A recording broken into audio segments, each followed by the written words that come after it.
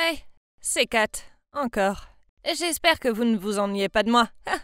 Ça m'étonnerait. Bref, voici un récapitulatif de la dernière partie de mon histoire jusqu'ici. Dans le dernier épisode, j'ai avoué mes sentiments à mon amoureux Gareth. Mais il m'a rejetée. Parce que je n'étais pas assez féminine pour lui. Pour ne rien arranger, il a dit qu'il aimait bien Tyler et qu'il voulait que je les aide à se mettre ensemble. Je n'arrivais pas à y croire. J'étais tellement furieuse que je me suis disputée avec ma mère. Puis je suis allée chez mon père. Et c'est là que mon père m'a demandé de l'aider pour se remettre avec maman. J'ai sauté sur l'occasion et j'ai immédiatement mis en œuvre mon plan de réhabilitation des relations familiales. Mais soudain, Max m'a dit qu'il voulait me dire quelque chose d'important. Alors, ok, il m'a conduit au jardin. Je l'ai suivi et je me suis demandé de quoi il voulait me parler. Savait-il que je voulais les séparer, lui et ma mère? Est-ce qu'il allait me gronder pour ça? Pas question. Dès que nous nous sommes assis, je lui ai demandé « Qu'est-ce qui se passe ?» Il a juste souri. Je voulais discuter avec toi pour qu'on se comprenne mieux. Je lui ai lancé un regard douteux. Pourquoi s'est-il soudainement intéressé à moi? C'était vraiment gênant. Puis Max a dit « Kat, je sais que tu veux que tes parents se remettent ensemble. » Il a hésité un peu puis a poursuivi. « Je n'ose pas dire que je suis meilleure que ton père, mais tu sais, nous sommes tous issus de familles brisées. Et je veux juste te donner à toi, à ta mère et à Tyler une vie familiale heureuse. Alors, j'espère que tu m'accepteras et que tu me donneras une chance. » Je ne savais pas comment lui répondre. Ok, donc je savais que Max aimait vraiment ma mère, car il la regardait toujours avec affection. Mais, et mon père? Il était malheureux sans maman. Et si on lui donnait la chance, il nous rendrait certainement heureux. Quant à Max, j'étais sûre qu'il n'aurait aucun problème à trouver quelqu'un d'autre. D'accord, j'aurais pu dire que Max était gentil, mais en réalité, il n'était pas fait pour maman. Mais mon père l'était. Je veux dire, ils avaient une histoire, et il m'avait moi. Le jour du mariage approchait, et maman et Max devenaient encore plus heureux ensemble. Je voulais annuler le mariage, mais ça semblait impossible. Mais ensuite, j'ai réalisé quelque chose. Peut-être que je pourrais le retarder d'une manière ou d'une autre. J'ai réfléchi sérieusement pendant quelques jours, puis j'ai eu une idée. Je ferais semblant de me casser une jambe. Si je ne pouvais pas venir au mariage, ma mère devait le reporter, n'est-ce pas? Ah mon Dieu! J'étais absolument un génie. J'ai immédiatement envoyé un message à Harry et lui ai parlé de ma brillante idée pour mon plan remettre papa avec maman. Naturellement, il m'a répondu que j'étais folle, mais il a accepté de m'aider. Il m'a même dit comment cela pourrait fonctionner, car son cousin était médecin et il nous aiderait certainement. Génial! Mais pour que ce plan fonctionne, il fallait d'abord que je paraisse serviable pour que maman ne me soupçonne pas. Je n'ai donc cessé de lui poser des questions sur les préparatifs du mariage et lui ai dit qu'elle pouvait me dire si elle avait besoin d'aide. Au début, elle était assez surprise. Mais ensuite, elle avait l'air si heureuse et satisfaite. Peut-être que maman pensait que sa fille bien-aimée avait enfin grandi. Ce jour-là, après l'école, j'ai mis le plan en action. Bien sûr avec l'aide du cousin médecin de Harry.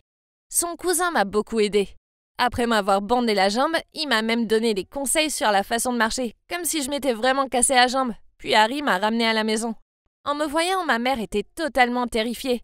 Elle n'arrêtait pas de nous demander ce qui s'était passé. Harry a menti en disant que pendant un match de foot, j'avais essayé de récupérer le ballon et que je suis tombée maladroitement sur ma jambe. Je ne voulais pas les inquiéter, alors il m'a emmenée à la clinique de son cousin. Je m'étais fracturé la jambe et il me faudrait environ 4 semaines pour m'en remettre. Son histoire était si réelle que j'ai failli y croire moi-même. Il était absolument le meilleur camarade de ma vie. Après ça, maman a passé plus de temps à s'occuper de moi.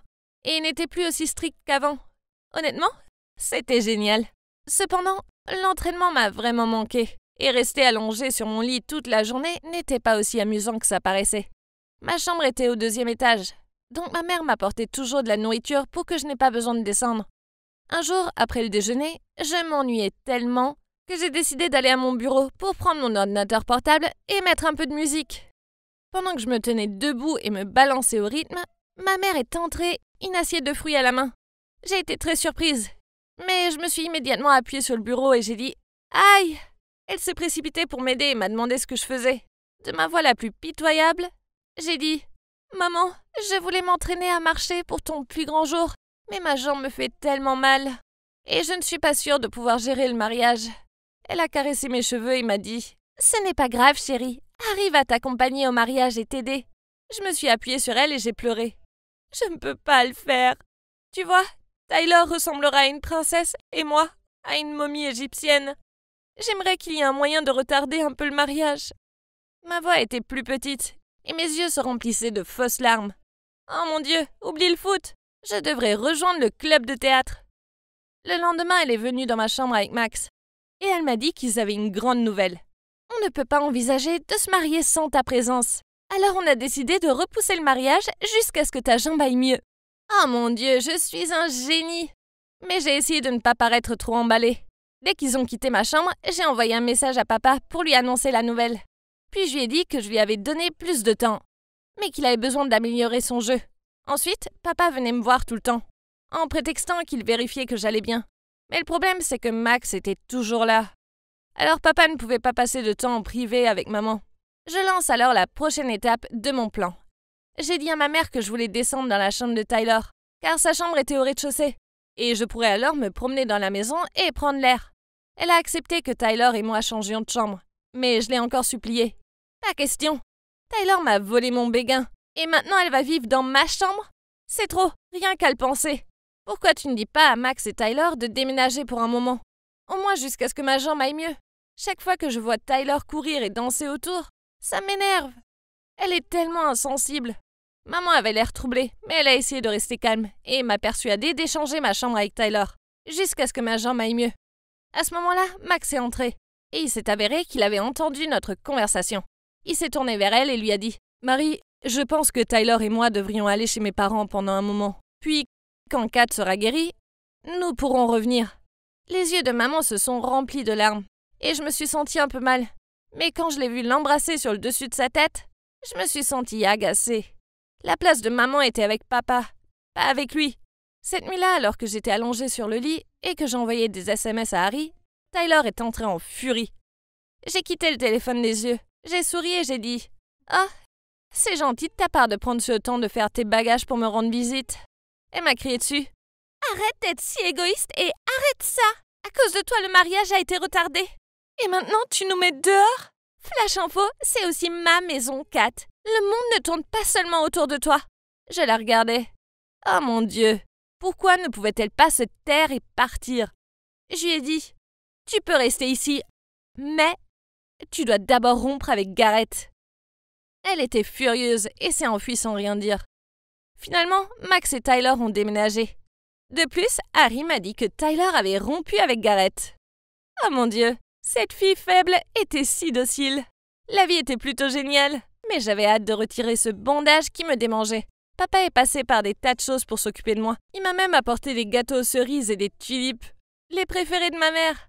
J'avais l'impression qu'après toutes ces tempêtes, ma famille était enfin réunie. Puis, après 1 mois d'agonie, il était temps que le bandage disparaisse.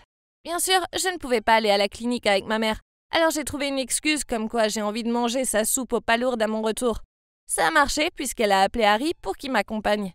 Quand le bandage a été enlevé, j'ai applaudi et Harry s'est moqué de moi. « J'espère que ça en valait la peine, Kat, » a-t-il dit. « Ça en valait totalement. » J'y ai fait un clin d'œil. Je suis arrivée à la maison en m'attendant à ce que maman m'attende avec enthousiasme. Mais elle n'était pas dans la cuisine. J'ai entendu des voix venant de l'étage. Alors j'ai mis mon oreille discrètement contre la porte. Et j'ai entendu la voix de maman. « C'est terminé, Satya. Comment peux-tu me supplier de revenir après ce que tu as fait ?» Puis j'ai entendu papa répondre « Je suis vraiment désolée. Tout est de ma faute. Je n'aurais jamais dû te forcer à avorter juste parce que le bébé était une fille. Mais tu connais les pressions d'avoir un fils en Inde. De plus, il y a eu tes complications. Tu avais une seule chance d'avoir un bébé. C'est pourquoi j'ai pensé qu'il serait préférable de tenir bon pour avoir un fils. Mais c'est du passé. J'ai changé maintenant. Je vous aime, toi et notre fille.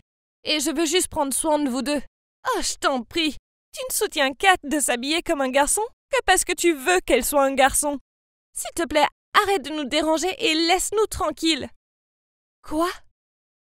Il s'avère que papa ne m'a jamais vraiment soutenue. Il voulait juste avoir un fils. C'est lui qui ne voulait pas que j'existe dans le monde. Tout ce temps, c'était lui le méchant, pas maman. J'étais dégoûtée. Je me suis effondrée devant la porte et je n'arrivais pas à croire ce que j'entendais. J'avais l'impression que toute ma vie n'était qu'un gros mensonge puant.